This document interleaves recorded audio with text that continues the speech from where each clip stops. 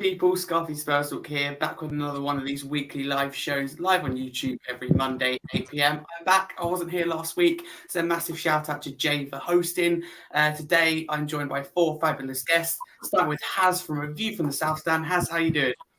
Very well, thank you. Thank you for having me on again, Harry. It's always nice to be on the channel. Oh, no, it's pleasure's all mine. It's great to have you on. And Ryan, your first time on the show. How you doing? I am all good. Thank you for having me. Glad to make my debut tonight after a nice performance at the weekend.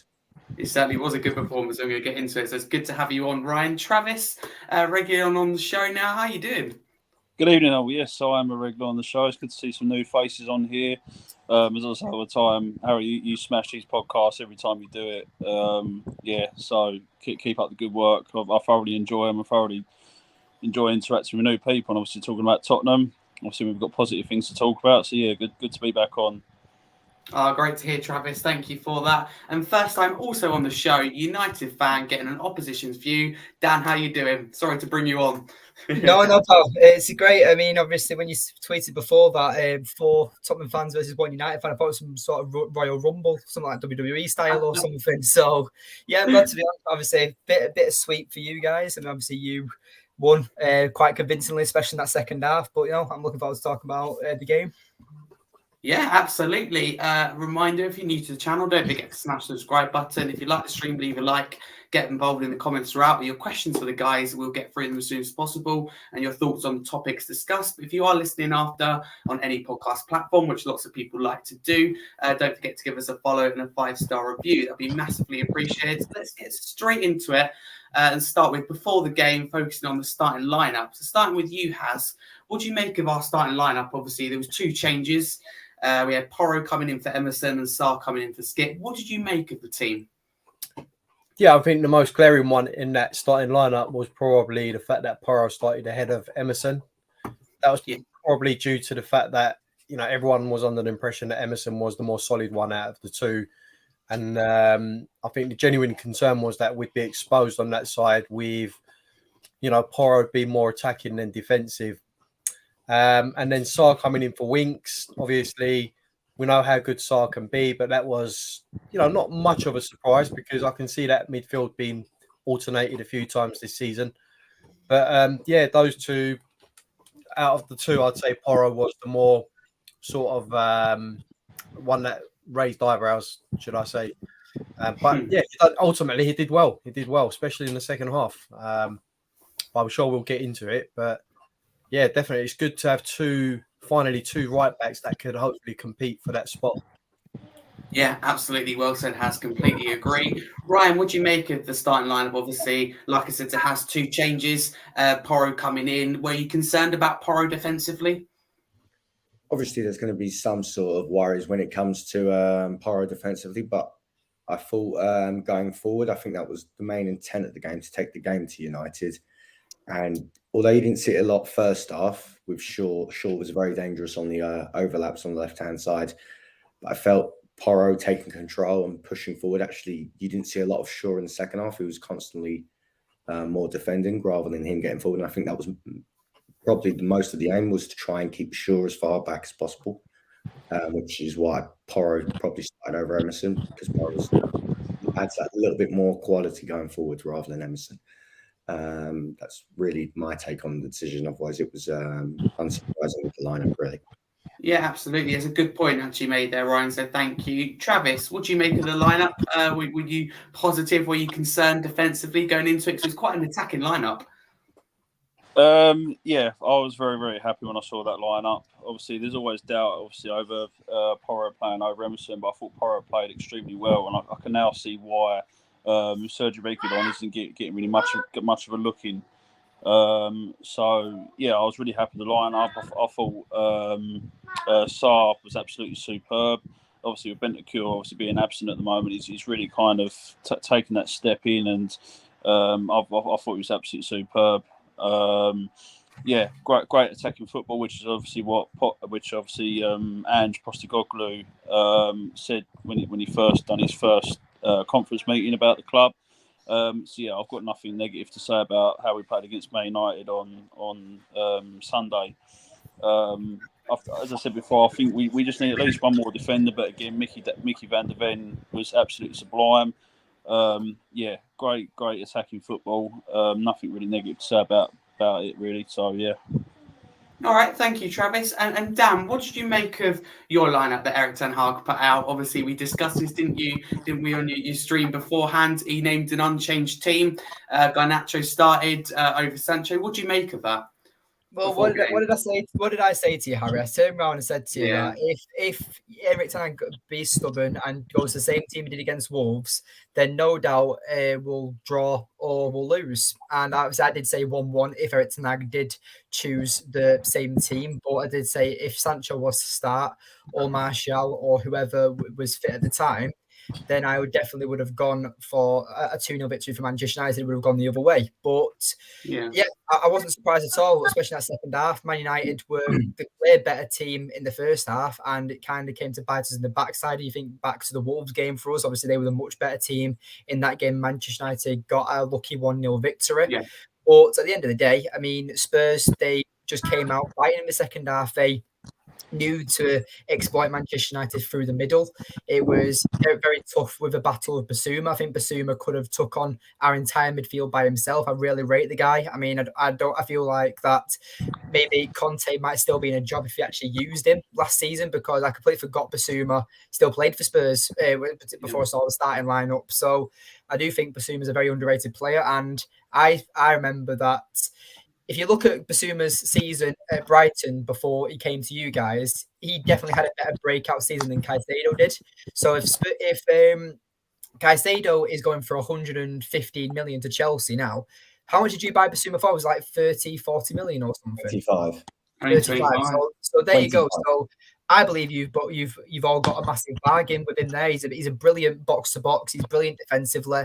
He's the player that majority of key teams and top teams are actually missing in their midfield. I mean, you look at Man United, you look at Liverpool, all these other teams, they're struggling in midfield battles. And Spurs, I feel like that their solid foundation now is with Basuma and Maddison being your starting midfielders. They're probably one of the first players on the team sheet. But the third player in midfield, whether it's Højbjerg, whether it's Winks, whether it's who else, I do believe that Spurs have got a very functional midfield. Dan, can I just say something on your starting lineup? And if you don't mind, Harry, I was quite surprised when I saw Casemiro as the only 6 in your team on his own in the middle, and when I watched the game, Fernandes was sort of playing on the left. It was really strange, but for me, Casemiro looked really unfit against Wolves. I doubt he would have been up to standard in time to play us, and to leave him there on his own with the likes of Fernandes and Mason Mount, who look, I think it's going to take Mount a very long time to adjust to Manchester United or life at Manchester United.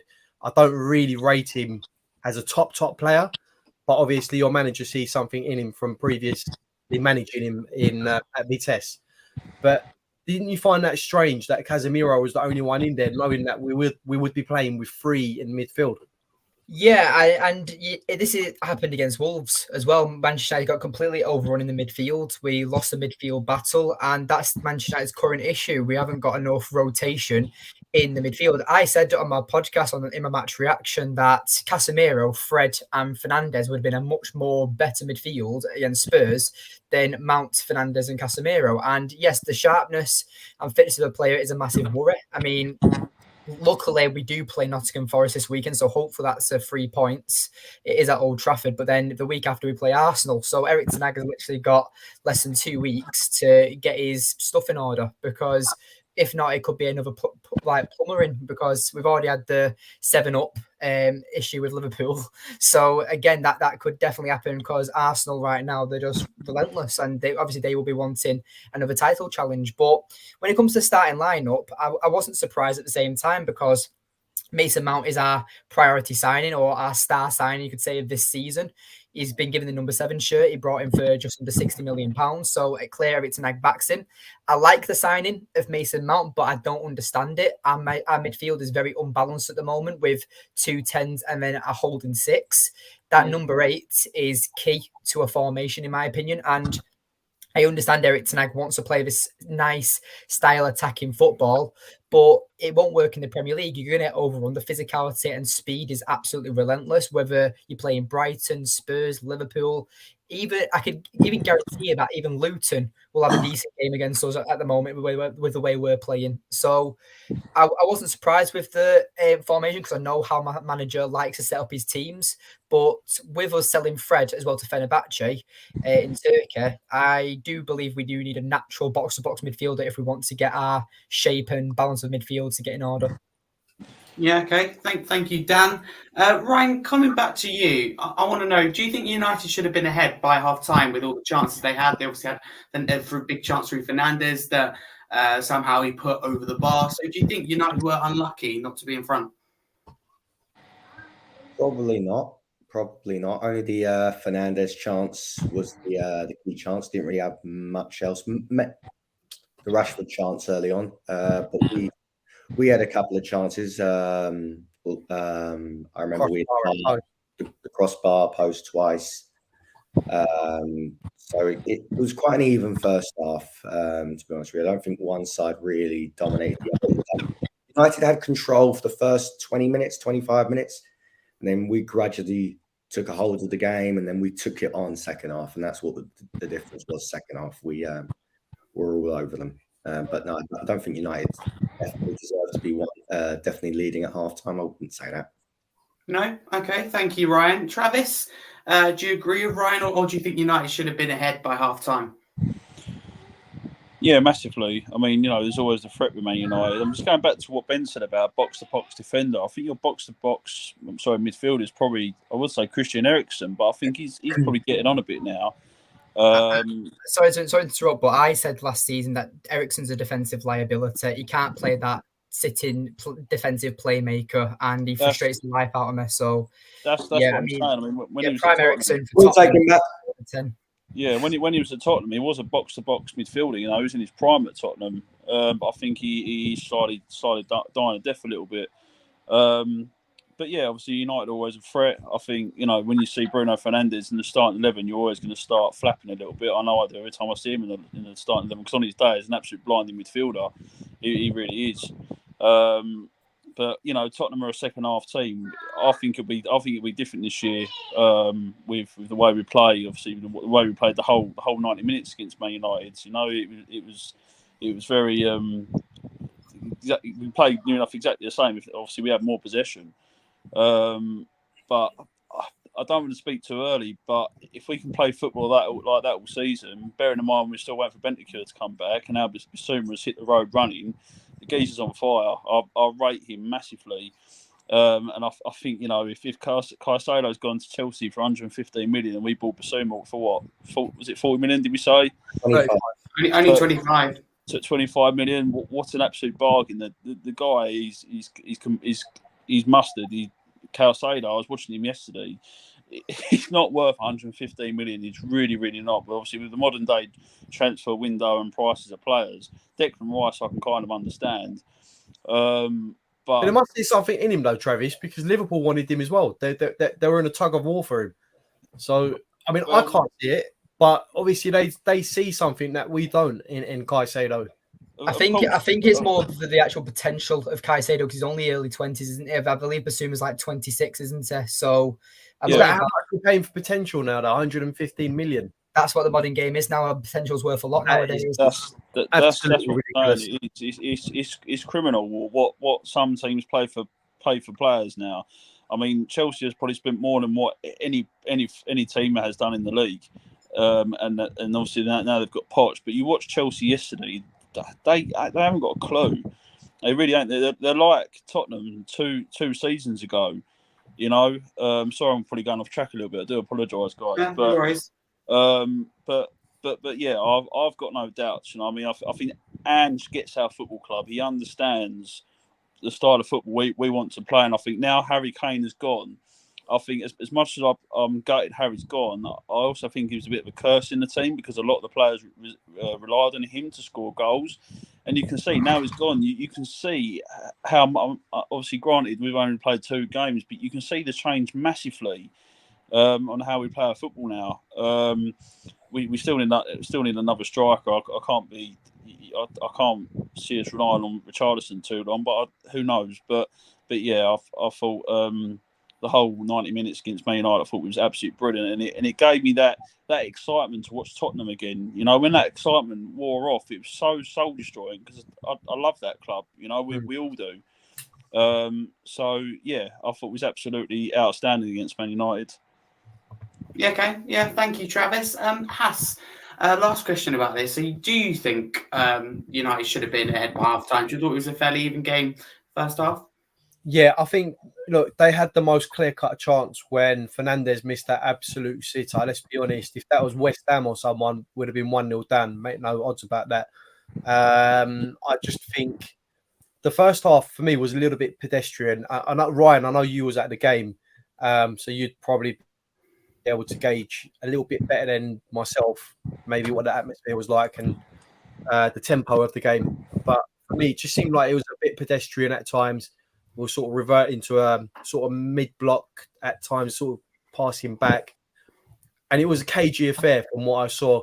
But we sort of grew into it, like everyone else said. Last 15, 20 minutes, we could have done with another 15, 20 on top of that because we was right in it after that. But yeah, I just think they should have been ahead. Their chance was more clear-cut than ours. I know we crashed the post and the bar, but, that was an absolute sitter.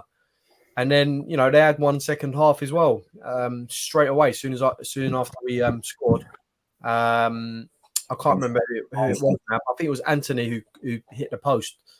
So, Look, sometimes you've got to just take your chances and hope for the best. And, yeah, I just think it might have been a different game if they went in ahead at half-time, 1-0, but we don't know. I'd like to see how we sort of respond if we're going at the break a goal or two down. How we respond to that in the second half.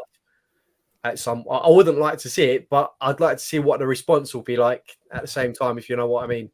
The first half was very much a how can I describe it? Like a traditional first leg of like a Champions League knockout game, very cagey, very tight, and gradually the game opens up, and yeah, that's how I saw it. The game sped up a lot second half, and as the first half wore on, it was a lot more end to end. But the first 20, United controlled the tempo very much. So had those two chances, the Rashford chance where Vicario put up brilliant. Vicario played with his arm, and obviously the Bruno Fernandes header that he put wide. United controlled that first 20, 25 minutes as if it was the away side in a big game, big side coming away from home at a tricky game.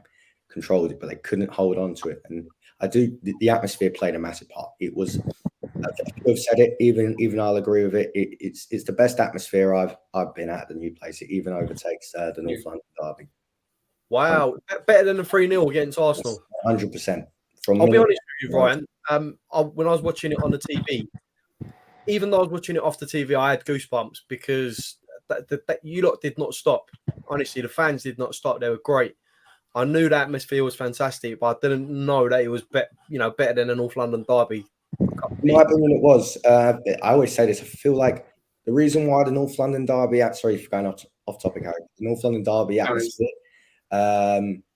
it kind of died out the second half because we knew the game was done. So instead of it being like your hostile atmosphere, pumped and everything, it was more of a party atmosphere second half, which is great. I mean, you're 3-0 up with 45 minutes to go down to 10 men. You won the game against your arch rivals in 45 minutes. But this atmosphere, it felt different. It felt like a really hostile game. We were right behind the team. You could not hear a pin drop in that away end. United fans were dead silent throughout. Us fans definitely pushed the team on. We were the 12th man, 100%.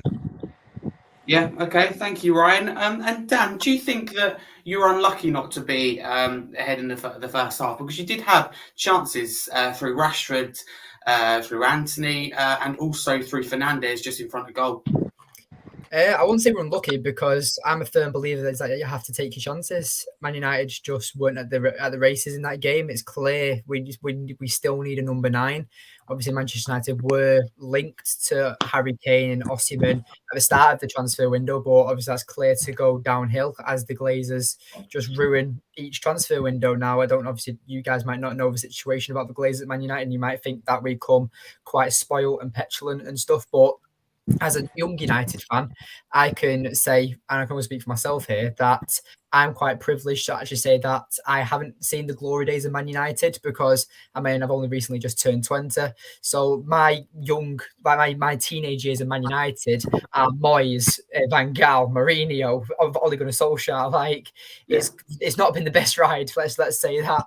So obviously, I represent this massive club, and I can say that I hear all the older fans that I speak to, and they turn around and say, well, Roy Keane's this, like Paul Scholes this, David Beckham. Do you not ever hear about Gary Neville and all this stuff? And I'm like, yes, I get it. Amazing legends, but I didn't have that sentiment attachment to them because I never got to see them play live. So people call me quite negative because I'm focused on the modern day, but so many United fans are stuck in the past, in my opinion.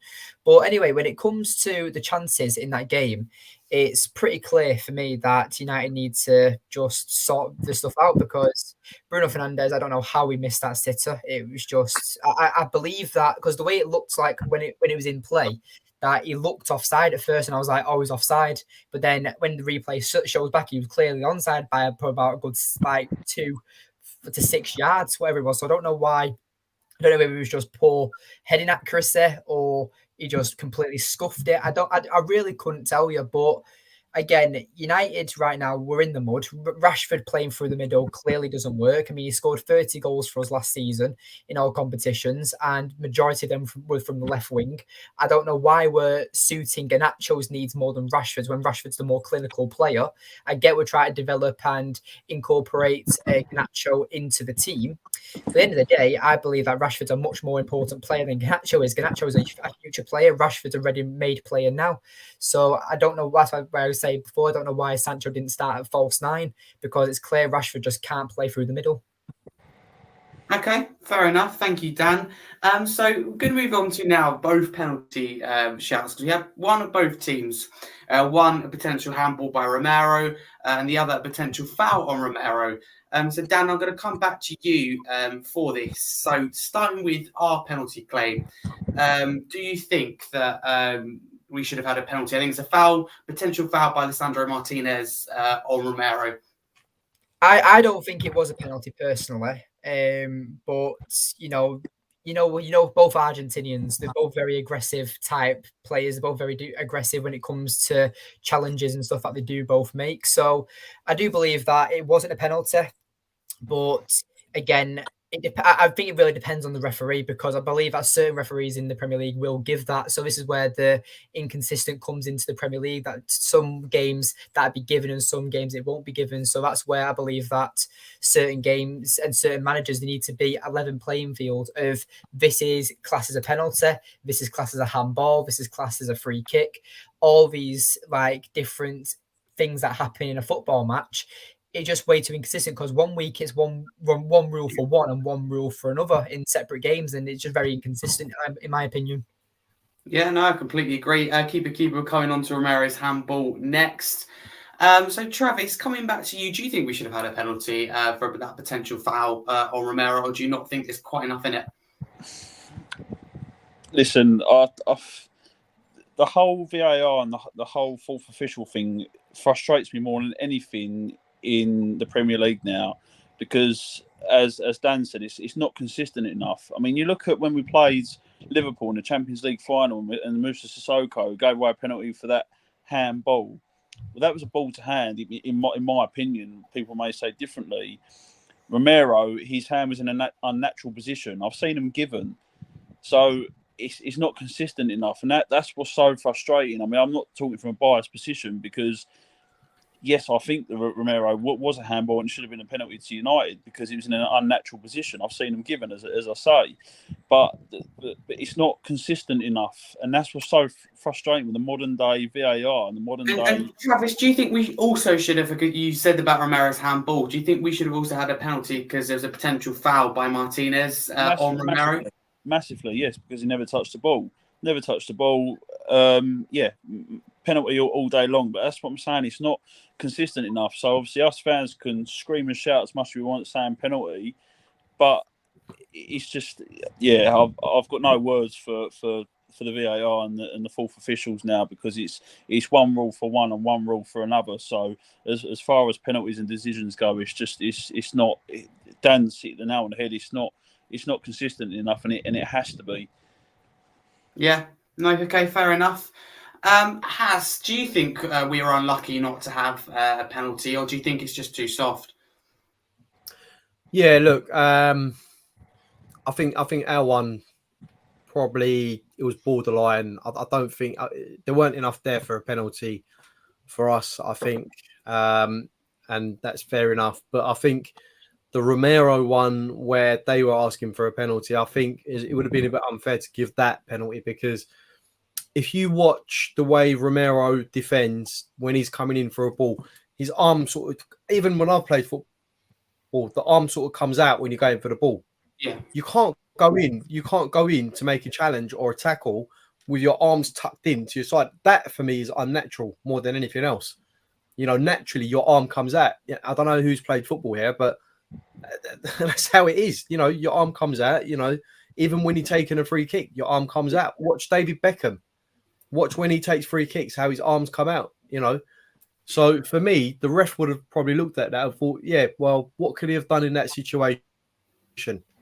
To avoid hitting the ball. It's just unfortunate that, I can't remember who it was that was on the ball at the time for United, but they've booted the ball and it's just happened to connect with his arm, and I think that's where the interpretation needs to be sort of, cleared up. If it's unnatural and the hand's moving towards a ball that's just coming in or shot towards goal, then fair enough. But if someone's in the motion of making a tackle and the arm's out and then the ball gets booted onto their hand or arm, that's where I think it's a little bit unfair. And that's, going back to the Champions League final when, Sissoko, you can see he was pointing out to a player. Yeah. Mane thinks the ball onto his arm, and then it's a penalty. You look back at that now and you think, well, how's he gone for the ball then, like with his arm? Because you can quite clearly see what he's doing with his arm. And he's unfortunate enough that the ball's been booted onto his arm. So for me, I don't think both of them were penalties, if I'll be honest with you. Okay, thank you. Whatever our thoughts on the penalty claims and VAR and referees in general, I think one thing we can all generally agree on is more consistency is needed. But as someone who plays in defence myself, it's very hard, to keep your hand in a natural position. I end up defending with my hands behind my back to prevent the risk from giving away penalties. It's impossible for defenders. So that rule does make it a lot harder, put it that way. Ryan, do you think we should have had a penalty? I thought Martinez was clumsy. To be honest with you, he was not near the ball. I'd say it was more of a penalty than the one Brentford got last week, if I'm being completely honest with you. I do believe it was a penalty. Alive, I thought it was a penalty just because of the way it was, but I can see how it can be perceived maybe as a coming together. It's one of them. On another day, it gets given, and on another day it doesn't. Whether that leads to whether you think it's inconsistencies with VAR or inconsistencies in the referee, that's my sort of defense to VAR, is that as long as it's you get the same referees making who are on VAR, consistency. As long as the consistency with the decisions by the same refs are being made. Yeah. Obviously, that's the thing that we have. We always argue about inconsistencies, but as long as it's like, if Michael Oliver next week has that same decision and gives the same decision, not penalty, there's your consistency. It's when you have everyone's opinion's different, so that's where people are quite up in arms about the inconsistencies. Michael Oliver, I think it was a penalty. There's a situation next week where, say, Anthony Taylor has it and he feels it's a penalty, As long as Anthony Taylor continues those consistent decision making throughout the season, isn't that consistency as well? So Yeah, that's as well. As long as the same referees are making their same decisions, that's also consistency. yeah, I completely agree with you. So moving on to now Man United's claim, which was definitely a big claim, and that was they wanted a penalty, handball by Romero, which we have already briefly discussed. So Travis, am I right in thinking that you think it is a penalty? Man United should have had a penalty. Yeah, because handball in the modern day game is handball, you know. But as Ryan said, the referees that we have now, they're not consistent. I mean, imagine if we still had Clattenburg. What I'm saying is the refs are consistent. Oh, they are. Yeah, they are. They are. No, they potentially are. We're looking at it as the referees are making different decisions because it's a subjective decision. Subjective decisions means everyone has an opinion on it. As long as their opinions stay, as long as one official's opinion stays the same throughout the season, that is consistent. Yeah. Okay. Fair enough. I think that consistency is very, very important. So Dan, do you think you should have had a penalty? I think we briefly discussed it yesterday. So yeah, obviously the handball claim by Romero is one that he's been given before. Do you think United were unlucky not to be given a penalty here? When I was watching the game live, I screamed penalty because, again, it looks like, his arm comes out of to his side while he's falling to block the shot. So obviously, while he's falling, obviously you can't defend with your arms like doing a pental jump when you're doing your swimming lessons. Like that, you can't be doing that. So I understand when he was falling to block the shot, his arm was moving. But again, this is obviously like what Ryan said with the consistency. Like if any of you guys watched the Liverpool and Chelsea game the week prior, it happened with Caicedo or whoever, or was it? I can't remember which player it was, but anyway, there was a clear penalty. It seems that because it was a clear handball, but again, it was in a natural position, so it wasn't given as a penalty. So again, it was actually Michael Oliver in that game. There you go, then. So this comes back to consistency. So realistically, if we get clarity and the referees come out and say, right, this is a handball, this isn't, and they show us different differentials to it, then I'll be right. Okay, I will now know what is a handball and what isn't. So that's the difference here. So for me, I personally believe. Just see that. So for me, I do believe that. I was screaming penalty. I will admit, but again, like I said, if you look back to the Chelsea game, Anthony Taylor, same manager. If that's the consistency that we're going for, then so be it. I guess we've just got to play by the rules. So that's the frustrating thing. So for me, in my mind, it is a penalty. But if that's the consistency now and they're the rules, then that's fine. But I just hope that whether in the Arsenal game that's being played now or in the next week or so, especially if Anthony Taylor's managing a game, if he gives a penalty for a similar decision, then that's when he'll be getting like a lot of heat. But if he keeps it the consistency, then I guess I've not got an issue with it. Okay, fair enough. There you go. So can I just have one thing? Sorry to interrupt, guys. We talk about consistency, but when you've got VAR saying one thing and a referee saying another, that's where the consistency is going to go to pot completely, because you've got VAR saying one thing, you've got a referee saying another, and that's where it's gone wrong, horribly gone wrong since VAR have taken over, in my opinion. Okay, fair enough. Thank you, everyone who's getting involved in the chat as well. If you are listening live on YouTube, there you go. I didn't know that either. So it's good to learn that. So focusing more on performances and also individual performances. Coming back to you briefly, Dan, to focus on Man United. Do you think Ten Hag got it wrong? Because obviously we spent a long time, didn't we, speaking about it, whether it's going to be Garnacho or Sancho. Do you stick by what you said in terms of you think that he did get it wrong? And looking back on it, what could have changed the game and brought United back in the game? Absolutely, I do believe Eric Ten Hag got the formation wrong. I believe he got the starting 11 wrong, and I do believe. I've seen quite a few United fans now. It seems that the cycle is now starting to repeat itself. It seems that over the last few years, Man United have a manager for 3 years. The first season, they get a lot of investment. They do really well. They get Champions League football.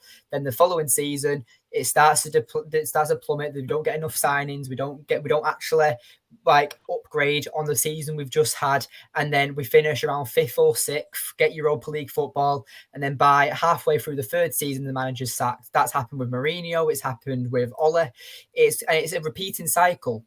And I started to see some journalists, I've started seeing some United fans starting to say that Erik ten Hag isn't it. And I'm just there like, hang on a minute. I'm not being funny. I'm not being a bitter red here or whatever you want to call me. But Erik ten Hag literally took the worst performing Man United side in Premier League history from 54 points to 75 points, whatever we got last season, and the Carabao Cup. That is an incredible first season, in my opinion. And Erik ten Hag has set the standard so high. And I believe that, don't forget, last season as well was the World Cup. Majority of teams that were playing in Europe were playing 3 games every 8 days. It was absolutely knackering, and mentally and physically, a majority of the players. I think the players are just absolutely knackered. Erik ten Hag didn't get the summer that he predicted. Obviously, we were predicting that we were going to get a Qatari ownership for this summer. That's clearly not happened. Erik ten Hag's not got the players that he wanted. So again, when it comes back to the starting 11, I do believe Erik ten Hag got it wrong, but I just want to say to United fans out there that do think are doubting Erik ten Hag, I have to say that you need to give your head a wobble, because this man is probably one of the... If Erik ten Hag was to leave Manchester United, whether he was to walk out or whether to get sacked, I can guarantee you within 6 months he'll be at another top side in Europe. I can guarantee he's a brilliant manager, and I feel like we need to back our manager. So it's just the Glazers, I guess, but that's our answer for everything, I guess. But yeah, I do believe that Erik ten Hag did get the wrong. I'm going to call out my manager when I do believe he gets things wrong. But again, the substitutions. I mean, he brought on Palestre and Martial in the 85th minute. What was that about? They were on the touchline within the 78th minute. I don't know why. We had a corner. We had a corner before they were brought on, so I don't know why we didn't make the substitution there. It seems that with Postecoglou, as soon as these players are on the touchline ready to be on a substitution, within a minute they're on the pitch. I don't know why Man United stall our substitution so long, because the impact brings nothing, and it takes players. The time's already gone by the time the players get back into the game or the fresh players come off the bench. So I feel like Erik ten Hag definitely needs to work on his substitutional skills. Okay, thank you, Dan. That's interesting. That has coming to you next, focusing on individual performances. How good do you think Vicario was? Because obviously, lots of people weren't sure about him. It's fair to say against the Brentford game, he got a lot of stick, and that's for sure. So, how do you think he done against United? Obviously, getting his first clean sheet. Yeah, first of all, I just wanted to say, the stick that he got after the first game against Brentford. And before that as well, I think it was quite unjust, because we've only seen this lad play 3 or 4 games. Okay, he's in a new country, playing for a new team, new language, new defense. Yes, last week against Brentford, he looked, indecisive, looked nervous. You can see it in his face. However, against United, I thought he did really well with his passing. First of all, United tried to close us down, tried to pressure us in our penalty box, and I thought his passing exchanges with the defense was really good. I didn't see any sort of nervousness in his face or any indecisiveness, to be honest. Coming on to his shot stopping, I can't complain. I think his shot stopping was fantastic. Ryan, you would have seen it at the stadium live, mate. From what I saw on TV, it was phenomenal. The guy's like a leopard. He's got the agility of a leopard. So no issues there whatsoever. He pulled off a wonderful save against Rashford. Arguably that, the timing of it, when he come out and he slid and he put his arm out, had he not put his arm out and saved it with his hand? How often has Lloris come out and that ball just squirms under his body? Exactly. And Ryan, I'd go as far as saying this, right? Last week against Brentford, he made a couple of saves at the near post as well. How many times did Lloris concede goals at his near post? Okay, so for me, that tells me he has got discipline when he's, shot stopping, in like his positional sense, when he knows where he needs to be. Yes, last week, I noticed a couple of times he come out and then sort of decided to go back onto his line. There was that indecisiveness there, but you can see this week in the United game there was a change. and that's got to be down to Ange because Well, Ange, I was watching a lot. He was a lot more vocal as well. yeah, and that's what I like about him as well. He's not afraid to call out players. He's not afraid to say, "Look, you know messed up there or whatever. You need to pull up your trousers and you know do something." But Ange will have analysed that video against Brentford, you know, and it's no coincidence that against United it was a lot more calm, and especially against the better team. You know, let's be honest, United's a better team than Brentford in terms of stature and players. But yeah, I think you know he did well, and people just need to get off his back. I think people just need to give this lad time.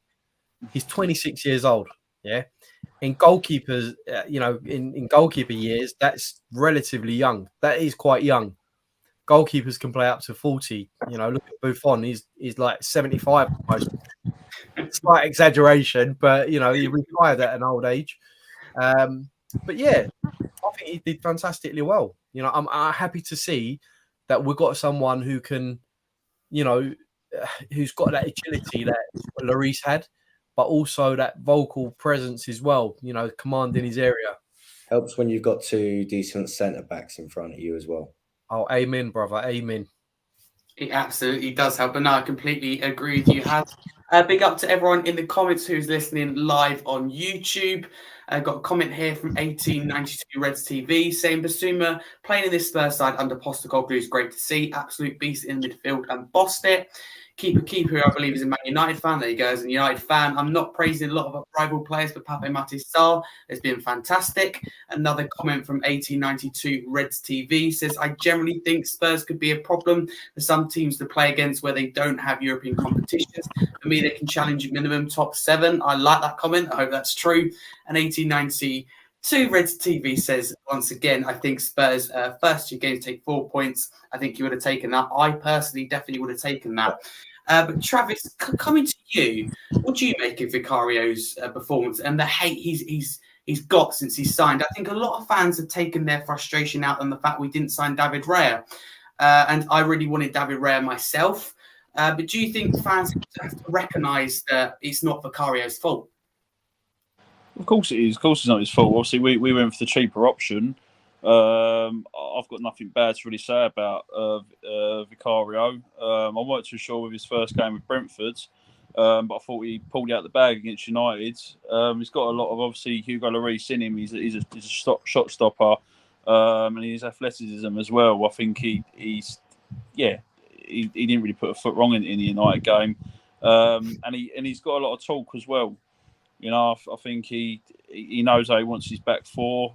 He had, obviously Eric Dyer hasn't started the first 2 games, which is absolutely fantastic. If you guys don't know, I'm a massive Eric Dyer fan. Totally not. But yeah, I think he's going to do well for the club. Obviously, he's come from a completely different league, so it's going to be a different style of football. But obviously, the biggest game we've had so far is obviously against United, and I thought he was absolutely brilliant. So yeah, obviously he's only 26. He's young. So yeah, obviously, I'll put a lot of faith into him, and hopefully he can improve as the season goes on. Yeah, let's hope so. I knew Travis couldn't go a show without mentioning Eric Dyer. Go for it. Could I just say something about Vicario? So before go United signed Onana, on my channel, I did a scout report on 5 goalkeepers that could potentially replace David De Gea, and I did scout Vicario, and I did a video and a tactical breakdown of what he actually brings to his team. And it was Embole that he was playing for in the Italian league. And from what I saw of him, obviously a young potential upcoming keeper, and I thought that he was quite decent. I think it was because you guys were set on getting David Raya. You were obviously, this is why Spurs fans have kind of not welcomed him with open arms, because obviously it wasn't your first choice. Exactly what I was going to say. So you've hit the nail on the head, yeah. Exactly. So with Vicario, I just believe that he will come good. He's much better than Lloris, in my opinion. I think you guys have been sick. I think Lloris hasn't been a world-class keeper since the 2018 World Cup. I don't think he's been a good keeper since then. Since his injury, really. You could say that, yeah, but again, like for your first choice goalkeeper, I'm pretty sure he's on high wages for you guys. So you know, for the talent that he is he worth the wages that he's been on in recent years? And the inconsistent performances is just not very good. And I could definitely say that in last year's World Cup when he played for France, he just didn't look at it either, did he? So that's the frustrating thing. So, but again, I feel the same with David De Gea. Obviously, you guys might have a lot of attachment to Lloris, but I can say from a neutral's perspective that for me, Lloris doesn't look like the player he once was, much like how David De Gea is for United fans, and you probably would agree on that sense. Yeah, no, I absolutely do agree. Ryan, what have you made of Vicario since he's signed? Obviously, the pre-season games and the 2 league games that we've seen. The pre-season games were a massive worry, and I think a massive worry for a lot of Spurs fans. Obviously, West Ham had 4 shots on target, 3 goals. A couple of them the keeper should have been doing better with. Then again, he's coming into a new team. With pre-season, it's more about the outfield players getting a lot of minutes into their legs. So you're constantly chopping and changing new players in front of you. Getting used to them, getting used to the way that they play. Then in the Brentford game, he was nervous. You could tell he was very nervous. There was a moment in the second half, could have given away a penalty.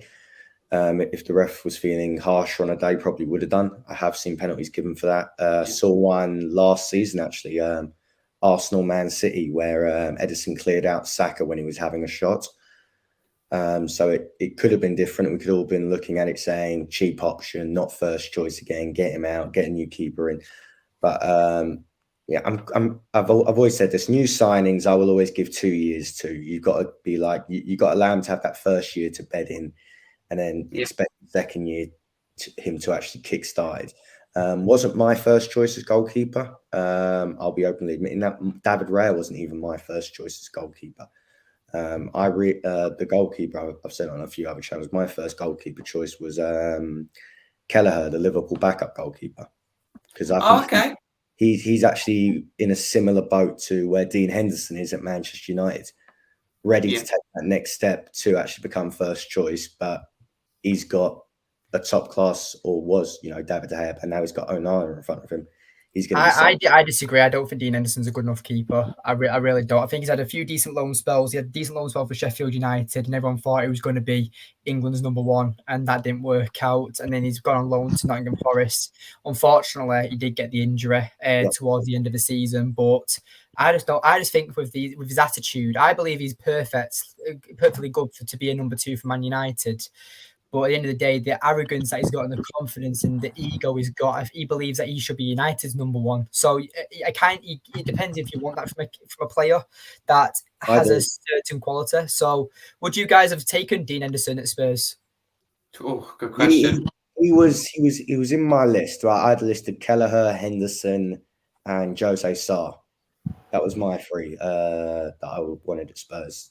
Like, everyone talks about 16 million, which is what we paid for Vicario as the cheap option. When Brentford was sorting out, having their price tag starting at 40 million pounds, there's only 3 keepers, I think, in world football ever that have gone for more. So you're talking 15, 20 million pounds for a goalkeeper is still pretty expensive going, if you think about it. So I didn't have a problem with the price tag. It was mainly that he wasn't first choice. That was just it. And that's what Spurs fans like. The amount of times Daniel Levy hasn't got our first choice target, and it just built up. And obviously still looking for our first choice target in centre forward since the Kane sell. But yeah, I'm quite happy with Vicario. Let's see how he does throughout the season. Yeah, I completely agree. Let's see how he does. I hope he does well. So moving on to man of the match and who we thought stood out. So Travis, coming back to you, who's your man of the match of the game, and who also stood out for you? Yves Bissouma. Again, absolutely superb.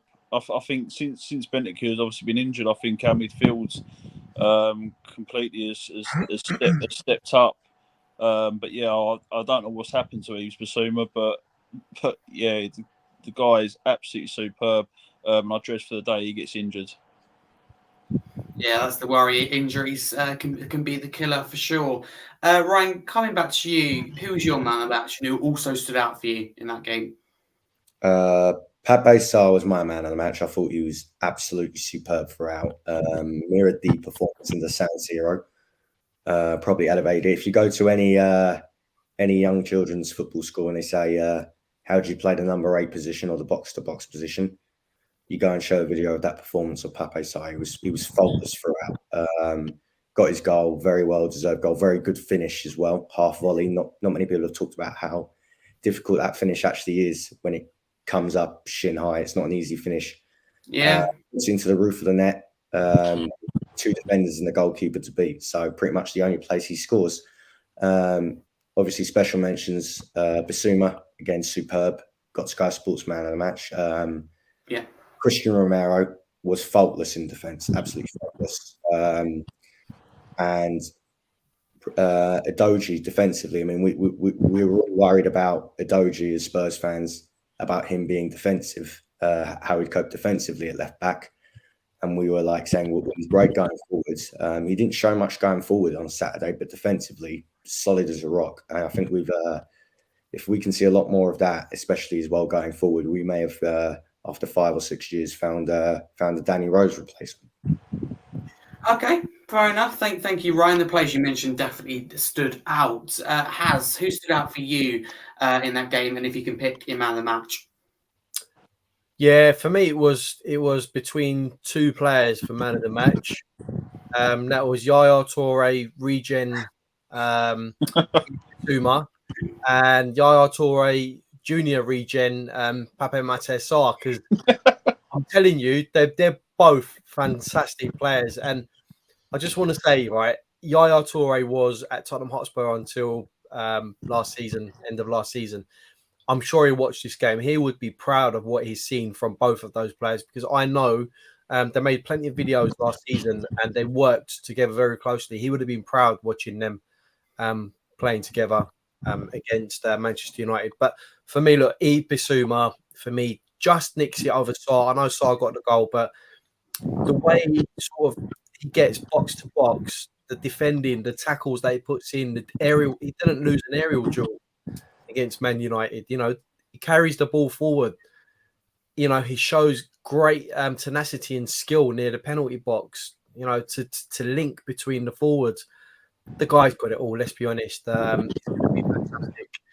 2 man of the match awards in 2 weeks for me. He takes it. But I've got to also give a special mention to Pedro Porro because he come in against Manchester United, and a lot of people were expecting him to just, get mullered against the likes of Rashford, Garnacho, etc. But you tell me, Dan, have they found Rashford in Porro's pocket yet, or he's still missing? Because honestly, second half he didn't give him a sniff.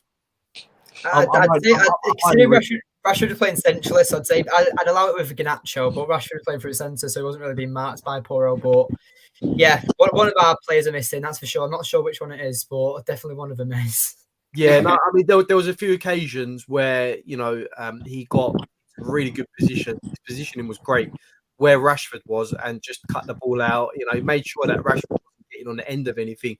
I know, he wasn't sort of coming up against him pace for pace on the left-hand side, but he knew where to be in the second half. You know, and again, Ryan would have seen this at the game. I thought the positioning was great. The tackles he put in was great. So that's another feather he can add to his cap. But yeah, special mention to Pedro Porro for me as well as Sarr. I'm dreading the African Cup in January, having to lose Sarr. Well, this is why we need players, Ryan. We need players that can come in, and I do. What I've seen today, it looks like Højbjerg's edging closer to the exit. Looks like Rodrigo de Paul of Atletico's heading towards Saudi Arabia for around 40-45 million. So that could well pave the way for Højbjerg to move, which will allow us to bring in another central midfielder that's more suited to Ange's. Okay, there you go. There you go for people who don't know. Dan, who was your man of the match in the game before we move on? Anthony Taylor. move on. Next question. No, I'd say probably. I would say probably Basuma, but I like the Pedro Porro shout. I don't know what it is about Pedro Porro, but since he's joined Jews, we've played him twice, and he has an outstanding game against us. I think he's like a bogey player or something. I remember that absolute rifling shot he scored. That was last season. That was just brilliant. But yeah, I do believe that it was Basuma. Okay, thank you. Bruno absolutely ran it first 25 minutes. Ran the show. That's why he deserved that goal that he missed, even though it was a sitter he missed. You saw the quality Bruno Fernandes has in that 25 minutes. I mean, you can be a bit petulant, you can be a bit annoying, you know, crybaby, whatever, but the quality he can produce, man. In that first, he's probably United's best player on the day. I think we're forgetting that players get frustrated as well, and this might have been the case with. Apologies, that's my chair, but no worries. Players do get frustrated as well. You know, if Fernandes is trying to make it happen, and the team's quite not ticking, you know, he's probably thinking, "Come on, guys! Like, you know, we've got to pull something out of the bag here." You know, he's probably just as frustrated as every other Manchester United fan. I don't know. Am I right in saying that, Dan?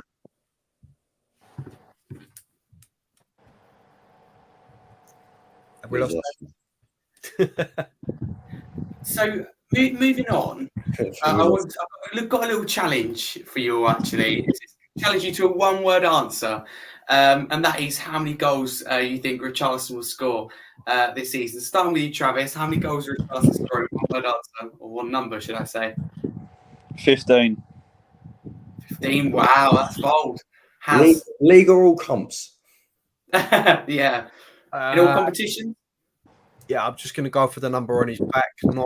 That's in all competitions, by the way. It's not just the Premier, it's all comps. Oh, okay. Fair enough. Hash, you going for 9? Yeah, number on his back, 9. That's the least. Yeah, true. Ryan? Can't see more than 5. 5.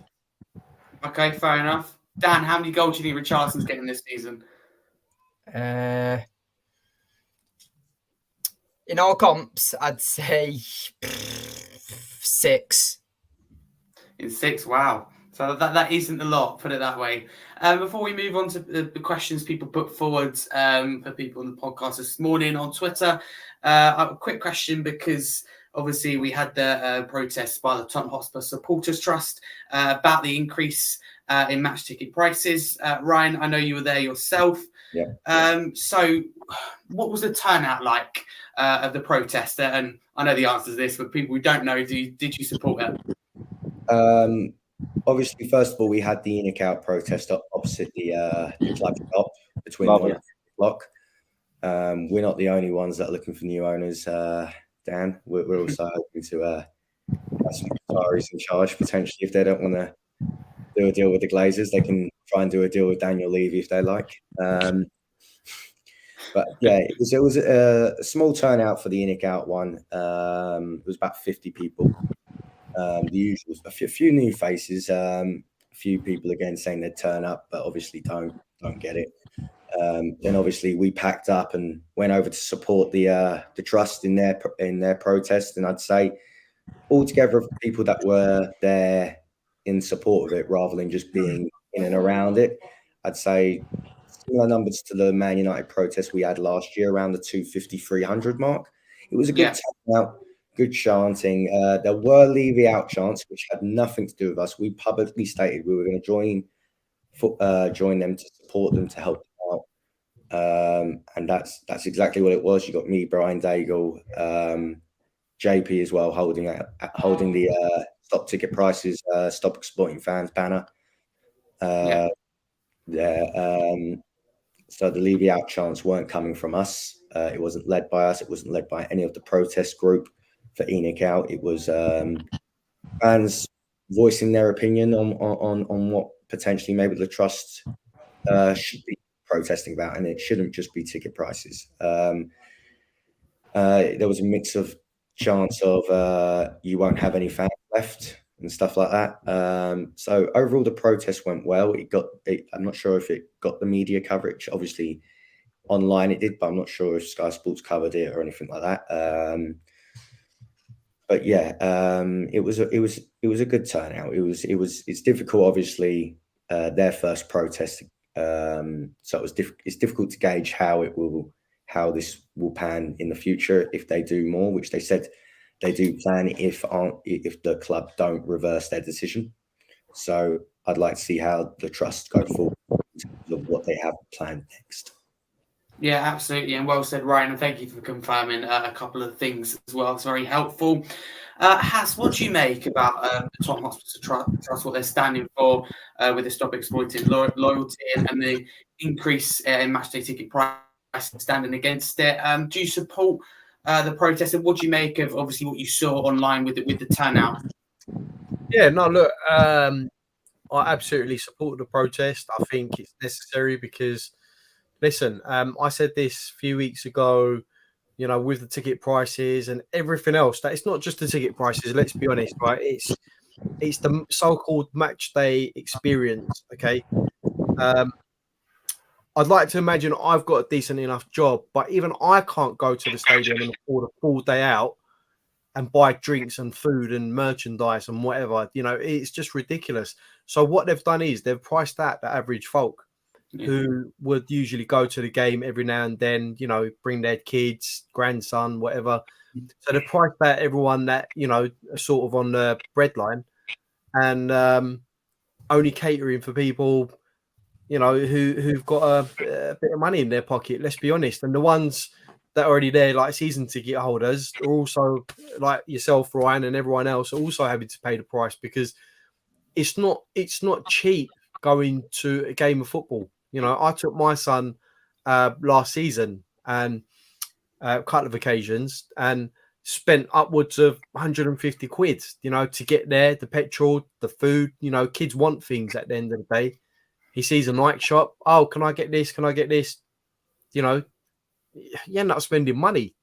So, yeah, for me, I think it's disgusting. I think football should be open to everyone. Football should be for everyone, not just a particular group of people. You know, I remember my old man, right? And maybe this is me showing my age, but I remember my old man telling me he could rock up on match day and get a ticket at the box office or wherever it was at the time at Tottenham.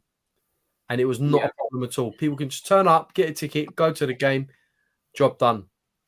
I know we're far from those days, but yeah, honestly, what's going on now, and also considering, Ryan, that we haven't even got European football this season. That's games for people to go to in Europe. So how can how can they justify putting the prices up, considering we're not in any European competition or anything like that? We're in a transitional period. We're in a period where, you know, there's been a bit of turmoil. Harry Kane's left. Surely what you do is say, look, we're going to have concessions. We're going to make tickets more widely available to everyone. Let's get the feel-good factor back. Let's get everyone on side, you know, by increasing the ticket prices and alienating people. You're doing the total opposite, you know. So it's wrong by all accounts. There was a prime example of this. I'm not sure if you saw the picture on social media. And I've got nothing against tourists. You know, it's a good thing to have tourists to come to grounds, you know, and everything like that. But it does bring its downside. And obviously, there was a picture on social media of a Son fan who had a Spurs shirt on, number 7 Son, but he was also carrying. He had to turn it inside out, but it was an Arsenal bag.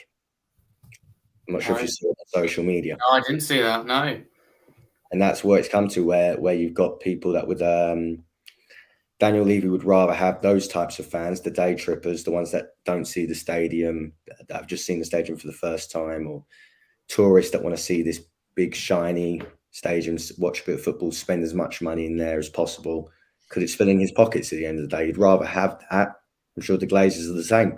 They'd much rather have the day tripping fan, the tourists that will fill their pocket, you know, buying 5-6 pints, buying £80 match day tops with the added £30 or £40 to have the player's name on the back and having the Premier League badges and spending all that money rather than having the traditional Tottenham fan who would probably have maybe, if we're doing well, one drink at halftime, maybe one bit of food, and just sit there and watch the game, and aren't particularly keen on going into the Spurs shop and buying stuff unless, of course, as Has said, you're with your kids and you're going to get them a gift. But yeah, all I'll say on this is we want proper Spurs fans in that stadium, whether they've come from abroad or from London or from Nottingham or from Manchester. If you're Spurs through and through, come and support the team as much as you can. Cheer on the boys, have fun,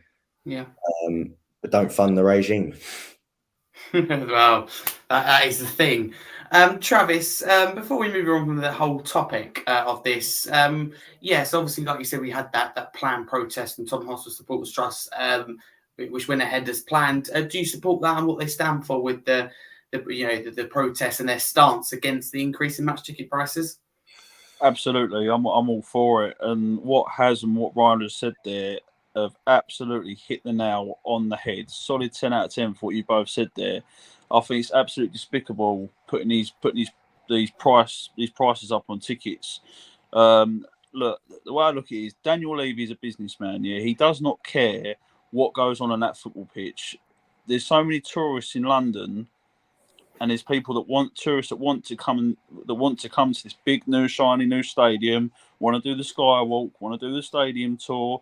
So that's where ticket prices, etc., have gone up. The merchandise. Sorry to jump in, but do you think that because you guys loan your stadium out to concerts and stuff as well, that also brings extra attraction to tourists? Absolutely, it's a tourist attraction. It pains me to say it because I'm talking about my football club, but it is now a tourist attraction. When you've got the likes of Beyonce, Guns N' Roses, these are massive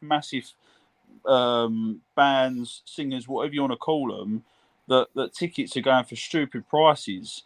And I know we live in a modern day now where stadiums are being used as venues, as singing concerts, whatever they want to use them for. And obviously now this new F1 track that apparently is being built under the stadium. But yeah, I'm all for these protests. You know, I've been Daniel Levy out for a long time now. The only positive thing I can say is what he's done to that stadium. I mean, I've done the Skywalk a few years ago, and obviously you see the stadium on TV and stuff like that. But actually looking at that stadium, it's absolutely incredible. Without sounding biased, it's the best stadium in the world. But yeah, for the ticket prices, I mean, to get to London from where I live, you're talking 25 quid. You know, you go and have some food. You're talking 30, 40 quid if there's a family of you, if not more. You've then got the merchandise in the shop. It's a very expensive day to go and watch Tottenham. Yeah. And obviously, every game is categorised and its prices, A, B, C. Yeah, I don't know how you can justify putting these prices up. I mean, you have people come from all over the world. Obviously, you see when you're watching the games, there's supporters from Cyprus. You know, they're paying out for a plane ticket, and they're paying out for a travel ticket to get to Tottenham. And they're paying, you know, it's despicable. And as a few of the previously a few boys have said, we're not in any competitions. You know, we've just sold our best striker. You know, coming to watch Harry Kane is like going to watch Lionel Messi and Cristiano Ronaldo. It's that same sort of level. Everyone wants to watch him play. You know, you know what I'm getting at though. But you know, I've not been to a Spurs game for a long time because the prices.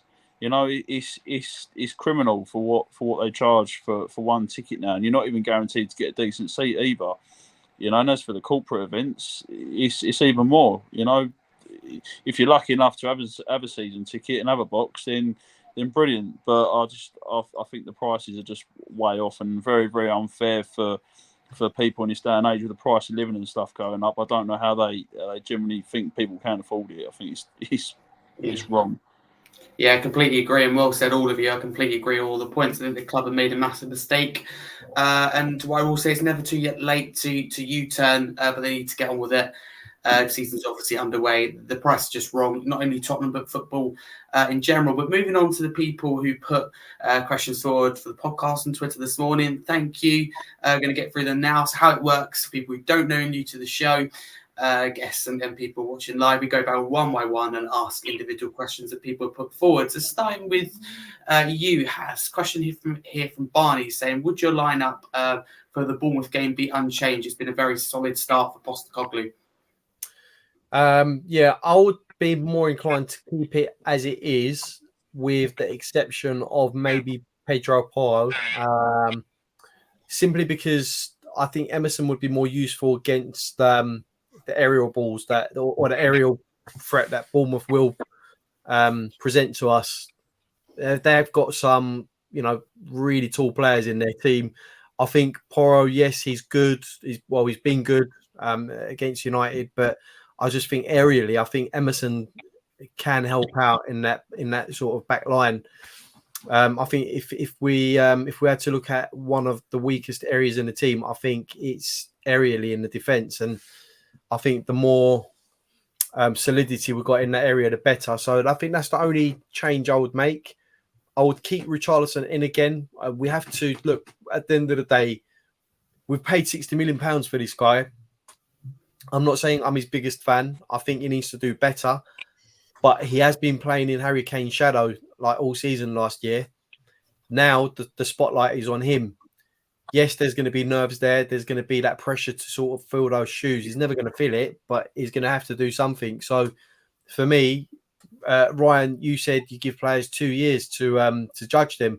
I think we need to give Richarlison a little bit of time before we can say, do you know what, you're a dud. Absolutely. There's a reason why Ange is playing him.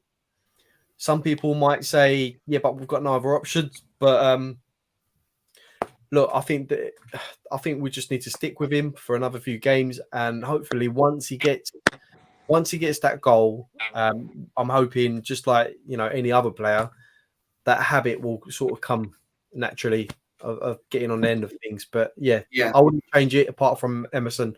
He's the one that I would bring in to help out aerially. Yeah, thank you, Haz. Appreciate that. Hopefully, Richarlison does come good. Ryan, you're going to ask you the next question from Robbie Collins. So pick up Robbie if you're still listening. Robbie says, what's your thoughts on Ange now that he's settled in? And is there anyone else you'd like to see come in before the transfer window shuts? What, on Ange? Yeah, thoughts on Ange. Thoughts on Ange? I think he's been faultless, absolutely faultless throughout. Dealt with the Harry Kane situation perfectly. Don't think no one could have dealt with it better in terms of the way he addressed the media on it. Setting us up to play some attractive football. Obviously, some tinkering needs to be done, whether that's through a little bit of tactics or through personnel in terms of bringing a few in, moving a few out. In terms of bringing in a few, obviously, I really like the look of Gift Orban from Genk. I really do hope that move does come to fruition. Obviously, and another centre back would be nice. Obviously, there's links with Schlers from Torino, is it? Per Schlers, yeah. Yeah, Schlers from Torino. I don't know a lot about him. Don't know. Tosin, obviously, there's links there still, but apparently he wants to move to Monaco. But I do think we just need a little bit more depth in that centre back area, a bit more quality depth. We can't just be having, which we've had in the past, the starting 11 being up here and the depth to the squad being down here. We need that gap to be really, really close. So they're competing. And that's when you can chop and change, because we've seen it a lot, the amount of times Kane went injured because he had no added quality where he could just have, especially around the Christmas period where you've got 2-3 games a week, even though we've got 1 game a week, those Christmas fixtures, especially if you're going with no Europe, you can go deep in the cup competitions. In December, January time, you could be having 13, 14 games across December and January, coming back to back to back. So you still need a decent squad of quality to come through. And potentially, I don't know how far these Eze rumours will go, but I'd love Eze at Spurs. I think he's a top player. With Elise signing that new deal and turning down Chelsea, it may just open up the door for Eze to come in. I don't know how far that would go, but just added a little bit of stardust to that midfield as well. Yeah, okay, thank you. Last question I'll give to you, Dan, because I want to know your perspective as obviously a United fan. What did you make of Son's performance? That question's from Ben from Bateman Talks Tottenham. I'd say Son played quite well. I mean, he's been a very crucial player to Spurs for many years now. Been one of your probably most consistent players. Obviously, he's now the captain of Spurs. So obviously, Postecoglou and the club have obviously given him that role and the honour of wearing the armband, you could say, for Spurs. But I do think Son's a very underrated player. I mean, what was it, 2 seasons ago? Him and Mo Salah got a joint top goal scorer. So I definitely think that he's still one of the most. I'd say I'd put him up there, probably one of the. Because here's a question for you guys, Chris, quickly. Would you consider Son a more striker or winger? Striker. Good answer. Travis and Haas, what do you reckon? I'd say at the moment, for me, as a winger, just doesn't cut it. I think Son. I think he needs to play. He needs to play centrally as a striker. Yeah. I think his best attribute at the moment is sort of running onto balls, getting in on the end of things. His productivity on the left, he's just not the same player, and that's natural as he gets older. He's not taking his man on anymore. Yeah, and oh yeah, sorry, Travis, go on. No worries, no, go on. Yeah, I think for me, Sonny obviously has been given the captaincy armband and thoroughly deserved. By the way, I think he deserves that an awful lot. But I've not seen Sonny cut in and take a shot for quite a good time now, and he was obviously prime and obviously good at doing that. I think obviously being given the captain's armband, I think it's going to do his confidence a world of good. But I think maybe he tries a bit too hard sometimes. I don't know. Maybe just give him a few more games. But yeah, I agree with what Hazard said. Playing more as a striker, more up top, and maybe drop Richarlison behind him. Because I think his days are long gone playing out the wing now. So I'd definitely play him more as a striker. Yeah, but obviously to respond to Harry's question about Son, I do believe he's probably one of your most important players. And obviously, I know he's been quite inconsistent recently, but I still believe you've got a very good player. I mean, he is 31. I mean, only recently turned 31, I believe. I believe his birthday's in is it June, July or something? He's only recently turned 31 regardless. So I do believe that playing centrally is the key for him. And to answer one of the questions before, I think it was whether it was Haas or Ryan, their question where it said about Richarlison. For me, I do believe that you should drop Richarlison, but again, he spits his dummy out, and I don't think he was a very good player for Everton. So I really don't understand why you guys signed him, but obviously Conte wanted him at the time. But if it was me, and for the Bournemouth game, your front three, in my opinion, should be Kulusevski, Son through the middle, and Solomon on the left. But that's how I'd do it, because I feel like Solomon is quite a good up and coming player. But but yeah, I do believe Son's a very good player, and with, like you said, with the captain's armband, no doubt he'll gain more and more confidence. You've seen what has happened to Van Dijk. He's been quite inconsistent for Liverpool last year. Got to give him the captain's armband. First 2 games of the season, looks absolutely brilliant. It looks back to his best. So I feel like Son could have the same effect. Yeah, absolutely. Let's hope so. But before we wrap up for today's show, focusing on both Tottenham and Man United's next game. So coming to you, Ryan, I want to know your score prediction for the Bournemouth game and what your lineup would look like. Well, this for me is now our biggest game of the season. How often do Spurs in past seasons have got the job done in this kind of game against Manchester United, and had this kind of game away at Bournemouth come up, and we've come up short, either by losing or by drawing? We need to keep this momentum going. It's one of those games where you really don't care how you win, just get the 3 points and get out of there. And that's what I'm looking at. I'm not particularly keen on any kind of performance on Saturday. Early kickoff, 12:30 Bournemouth playing well. It's not going to be an easy game. It's going to be a real struggle. And honestly, if we can nick it 1-0, I think that would be a great result. And I'm hoping we can get the job done by 1. So either 1-0 or 2-1. Changes wise, obviously, I don't think Maddison's going to be fit. So who comes in to replace him? Could be Højbjerg, could be Lo Celso. I think Lo Celso would come in just to keep that balance of the midfield. Where if it's Højbjerg or Skip, it's a bit samey. So Lo Celso with that bit of creativity. I'm not his biggest fan.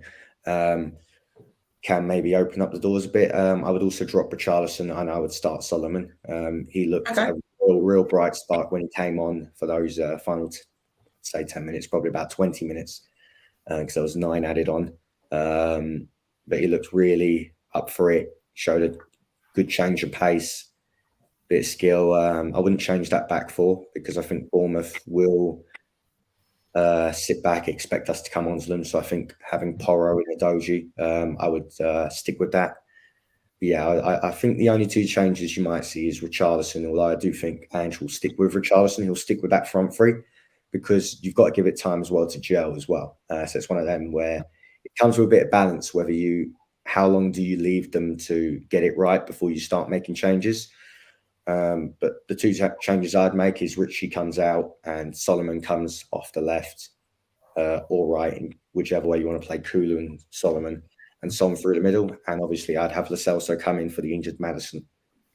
Okay, thank you. Has, what would your team look like against Bournemouth in your prediction for us quickly, please?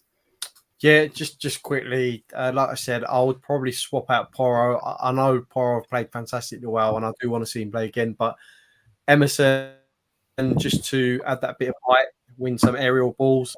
Midfield, I'd probably keep it the same. Apart from Maddison, if he's injured, then I think the only one that we can probably replace him with technically on a level with him almost would be Lo Celso. And then the front three, I think we should keep with Richarlison, Son, and I'm tempted to say play Solomon on the right, but I think Kulusevski just gives us that additional sort of strength up top. So I'd keep the same 3 up top, keep it the same because all for a physical side as well. Yeah, they definitely are. Thank you, Has. And Travis, if I could have your... go for it. I forgot to give you my prediction as well. Oh, yeah, of course, you go and give you a prediction. I'm going to go with 3-1 Spurs. Okay, I'd definitely take that. Thank you, Has. Travis, prediction and what your lineup would look like, the changes you'd make for our game this weekend against Bournemouth. Yeah, I would take Richie out. I generally feel really sorry for Richie. You can see he wants to get some game time. You saw the way he reacted against Man United when he was taken off on Sunday. I'd definitely keep Porro at the back. The only reason I would take Porro off is because Emerson's had more game time than Porro, obviously being last season. And I'd play Solomon. I'd definitely give him a run out and play Sonny up the top. But yeah, obviously, if Maddison isn't, if he is injured, I agree with what Ryan said to put Lo Celso in to keep the balance because there is obviously similarities between the 2. Obviously, Maddison being the better out of the 2, but that level obviously quality isn't too far off. I wouldn't say in some aspects. Yeah, and I'm going to go 4-1 Tottenham. Yeah, as long as Eric Dyer is kept out of the equation, I'm more than happy to watch the full 90 minutes. So yeah. Goodness me, you have it for Eric Dyer. Thank you, Travis. Before we do wrap up, I'm going to do another thing where we go round to have a one-word answer, and that is where both Spurs and Man United you think will finish this season. So starting with you, Dan, firstly, if you could just give me where you think Spurs and United will finish, that'd be great. Just to quickly give my prediction as well for Bournemouth and Spurs. Yes, I will also say I'll say 2-0 Spurs. I feel like you'll be quite confident, and I'd say 2-0, quite a secure victory, I do believe. What about your game against Nottingham Forest as well? Anything can happen. If again, like I said before the Spurs preview, if he chooses the same team, then we're in for a long game. If Hodgson is available or Martial starts, then you could say it's a bit different and it could go another way. Ideally, I'd like to say 3-0 United, but again, the chances we're creating a lot of chances, but we just can't put them away. So I really couldn't give you a score prediction. I'll say now 2-0 United as well. Just it's quite a safe scoreline to go for, but it depends on the starting 11 in my opinion. But where Tottenham and United will finish. I mean, when I did my Premier League predictions on my channel, I completely forgot to put Spurs in. I completely forgot. But I'd say Postecoglou's done quite well for his first 2 games, but again, obviously it is a long season. Obviously, you've also got domestic cup competitions. Yeah. Injuries can happen, so I'd say that I'd say 7th. I'd say depending because I believe that Newcastle are going to have a dip in form once the Champions League starts. I believe at Brighton, it's going to take them a bit of a while to get used to the Europa League and just having them extra games. So I believe that's where Spurs and Chelsea can rack up a few points. So maybe that's where you could get a few points and stuff. But with United, I mean, I put us second before the start of the season. But again, it just really depends on if Everton can get us playing well. I mean, this time last year, You started poor last year. yeah, I mean, this time last year we had 0 points. We lost 2-1 to Brighton and got battered 4-0 off Brentford. So we had a -5 goal difference at that point. So it was a terrible start to the season. But then we went to beat Liverpool 2-1 the following game, and that's when the season started to get better and better. So I'm hoping that I'm still going to stick with second. I really think United are gonna. Okay. I feel like it's just a bit of a off season. I think a lot of United fans are starting to panic right now, so I'm still going to say second. Wow. Okay. Love the positivity. Travis, where are Spurs and Man United going to finish? I'm going to go United 6th. Yeah. I'm going to go Tottenham 4th. Okay. Bold. There's no dig intended there, by the way. It's just my personal prediction. Fair enough. Fair enough. Ryan, what do you reckon? Well, my pre-season predictions, I had United outside the top 4 or 5th. I think I'm going to put them even lower now. I'll probably say 6th. Which not so much at the start of the season. Before the season, I had Chelsea 4th.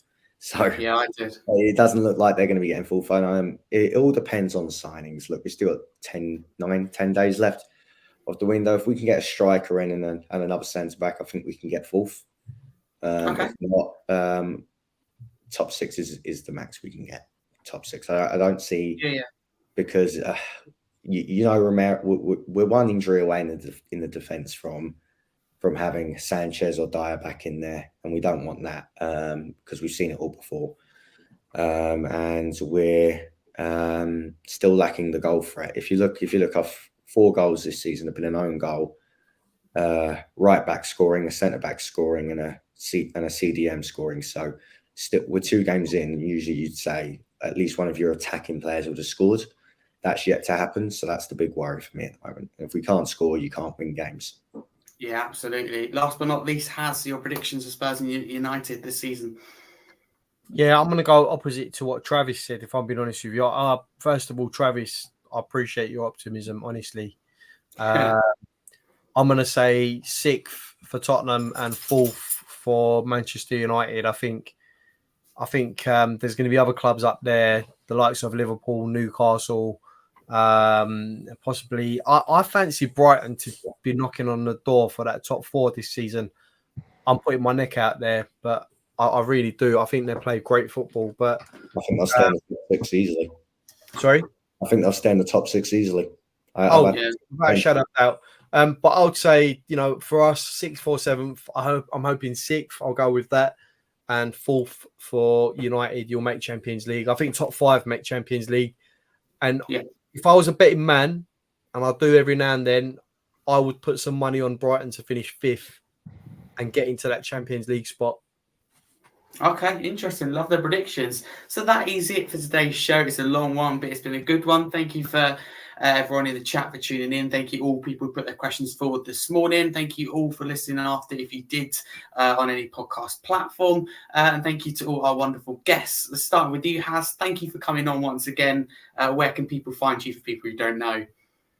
Yeah, so link is on my name tag there. Southviews Coys. You can type that into YouTube. You'll find us there. Myself, Marlon, and Ashmatic, and also Haz from Hasper TV, who's part of the family as well now. You can find us on. Sorry. It's good to say great stuff. Oh yeah. You can find us on Friday night this week. We'll be on. With a show, and I believe we've got another one for the Bournemouth game straight after with Haz, who's going to do the instant match reaction. And please do next week. Please do tune in to Deadline Day, which myself and Ashmatic will be hosting, and we're going to also look at some players and analyse some of the signings on the day. Okay, love it. Thank you, Has, for coming on. Go and check out View from the South Stand. Great channel, on there a lot myself. Yeah, can't say anything bad about the channel. Honestly, it's fantastic. Ryan, your first these guys as well, by the way, to Ryan, Dan, Travis, everyone else. Absolutely. Thank you, Has. And Ryan, your first time on the show. Where can people find you? And talk to me about Tottenham on Tour. Well, Tottenham on Tour, I'm sure all you know by now, with Danny, Ben Kaufman, Brian Ireland, Brian Daigle, and me and myself. We've got a show 9:00 most days. It's either going to be a premiere or a live show, which is called Cockerel Doodle Doo. But Brian normally does it. We've got I've got even Johnny. Sorry, Johnny's with us as well on Tottenham on Tour, where we talk all things Spurs, about the latest news that's in the door. Obviously, we have our Ange management in terms of match day reviews that comes out after the game on a Monday. And obviously with myself, I will do the live match reaction straight away after the game. When I'm at the games, obviously wasn't at the Brentford game, couldn't get myself a ticket. Man United, I couldn't do it. Sorry for everyone. But we had Brian Ireland over from Canada for the weekend, his first game. So we all enjoyed his company for the weekend. And if I can get to Bournemouth, you will see a live match reaction of me outside the game, giving my thoughts on the game. So that's I love it. In the next week. Yeah, thank you very much for coming on, Ryan. Travis. Yeah, thank you. Travis, where can people find you for people who don't know? You can find me on Twitter at TC1_1. My Instagram is the same, and I am on Facebook as well. I may be on YouTube soon regarding a mental health channel, if anyone's interested. So that is very much being looked into at the moment. Okay, love it. Thank you, Travis, coming on once again. Yeah, definitely. That's a great idea. And Dan, your first time on the show, United fan. It's been great to get your point of view tonight. You've been fantastic. Where can people find you for people who don't know? Yeah, thank you. Thank you for having me, obviously, Harry, and obviously to everyone else. Thank you for tuning in this stream. But yeah, you can find me on Red Devils TV, which is obviously just my United fan channel. And I believe I think it's 19 subscribers away from 800 subscribers. So if you could drop me a subscribe, that would be massively appreciated. But yeah, thank you very much. Obviously, lovely meeting all you Spurs fans. And I've never heard so many London accents at one point. So, you know, it's new because obviously I'm being from Manchester. I'm not used to the Manchester accent. But yeah, guys, thank you for having me on. And it's been a great show. Oh, it's an absolute pleasure. Thank you all. Thank you all for tuning in. If you're new to the channel, don't forget to smash the subscribe button. If you like the stream, leave a like, get involved. You actually massively appreciate here. Turn the notifications bell on if you're listening after any podcast platform. Don't forget to give us a follow and 5-star review. But as we always say on this show, very sorry, Dan, but come on, you Spurs.